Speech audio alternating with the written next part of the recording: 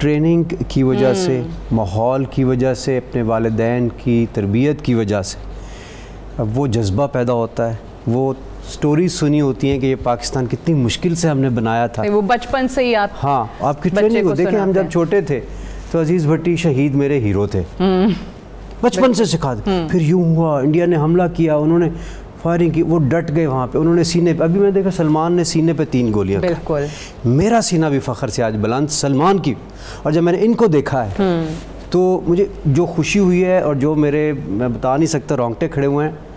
कुछ चीज़ें बयान से बाहर होती हैं। मैं नारोवाल में कैंपेन करता हूँ ना इलेक्शंस की, तो मैं अभी बता रहा था इनको कि जहाँ जहाँ शोहदा की तस्वीरें लगी थी ना गाँव के बाहर, तो मैं जाके ना यूँ उसको सलूट करके गुजरता था।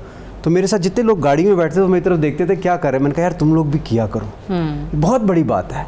और जैसे उन्होंने इंस्टीट्यूशन की बात की, ये पुलिस से थे, पुलिस वाला भी अगर कोई शहीद हो मुल्क के लिए उसको भी सलूट किया करे। और मैं सोचता हूँ आज की जो हासिले, एक होता है ना हासिले बहस या कह ले गुफ्तगू की, जो वो ये है कि मैं पूरी कौम को ये पैगाम देना चाहता हूँ, जहाँ आपको किसी शहीद की तस्वीर नजर आए ये कर दिया करें बस। ये क्या पता अल्लाह यही कबूल कर ले हमारा। मेरी ज़िंदगी की सबसे बड़ी ख्वाहिश फ़ौज में जाना और शहीद होना थी। अभी तक तो पूरी नहीं हो सकी, फ़ौज में तो नहीं जा सका, शहादत की उम्मीद है।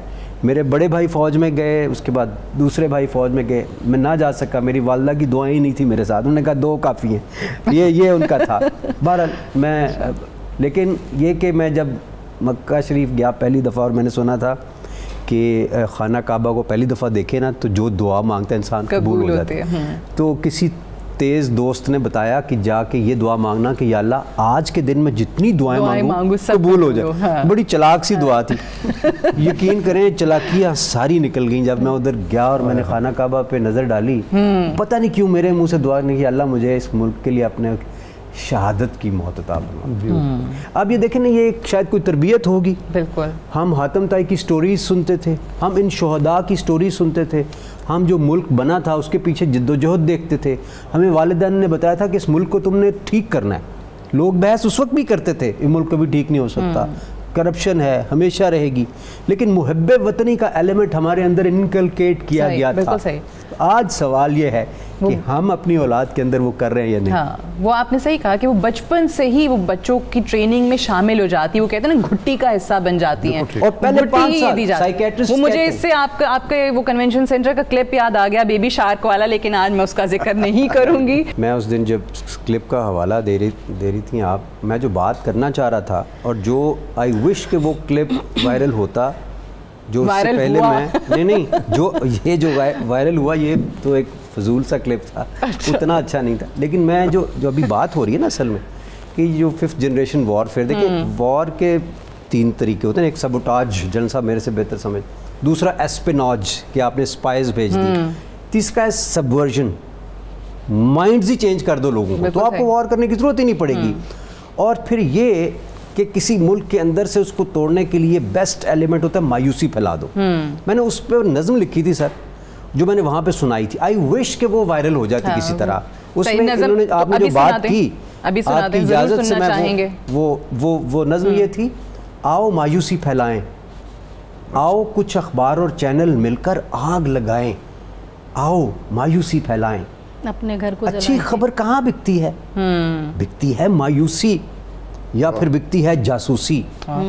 देश के दुश्मन बन के खुफिया हाथ से हाथ मिलाएं, आओ मायूसी फैलाएं, आओ मायूसी फैलाएं। फिर कहता है सूख गई है डाली डाली, डाकू अपने बाग के माली, अपने फौजी देश के दुश्मन, अपना एटम बम भी जाली, ऐसी झूठी बातें करके लंबे नोट कमाएं, आओ मायूसी फैलाएं।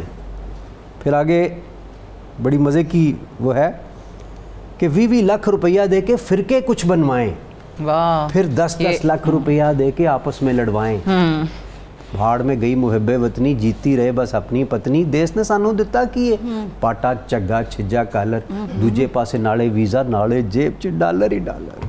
सर एक बात मैं यहाँ पे क्लियर करना चाहता हूँ आपकी इजाज़त से कि इसका मकसद जो था वो ये था कि कता नज़र इस बात से कि उनकी तादाद क्या है जो मुहब्बे वतन है, हम सब जान देने के लिए तैयार और मोस्टली ऐसे ही हैं माशाल्लाह, लेकिन दुश्मन ने अपनी कोशिश जारी रखनी है। वो तो है, दुश्मन का काम ही यही है। जो नज़्म लिखी गई है उस कोशिश के हवाले से है जो हमारी सफ़ों में जो है वो बिगाड़ पैदा करना चाह रहा है, नौजवान नस्ल के अंदर मायूसी पैदा करने की एक कोशिश और एक काविश कर रहा है, और जिसमें अनफॉर्चुनेटली हमारे कुछ elements for their own self interest शामिल हो जाते हैं। लेकिन इसको आइडेंटिफाई करने का फ़ायदा ये होगा कि लोग कॉन्शियस हो जाएंगे ज़रा, उनको पता लगेगा। सो एक right intervention at right time is very very important. और उसमें फिर मुख्तलिफ किस्म की चीज़ें जो हैं, नैरेटिव्स जो हैं वो बिल्ड करने की कोशिश की जाती है। अगेन जिस तरह सोशल मीडिया का मैंने जिक्र किया, वहाँ पे आपको बहुत चीज़ें नज़र आती हैं, और आजकल बल्कि कुछ अरसे से बड़ी डिबेट जो होती है, और वो किस कदर सही है वो आप ज़रा बताइएगा, फिर जनरल साहब भी बताएंगे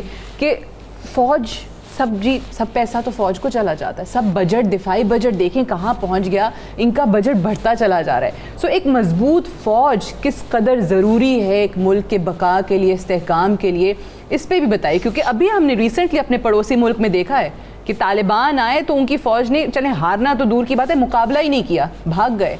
लड़ना जो है ना, उसके लिए एक जज्बा चाहिए, हथियार को चलाने के लिए जुर्रत चाहिए। बिल्कुल।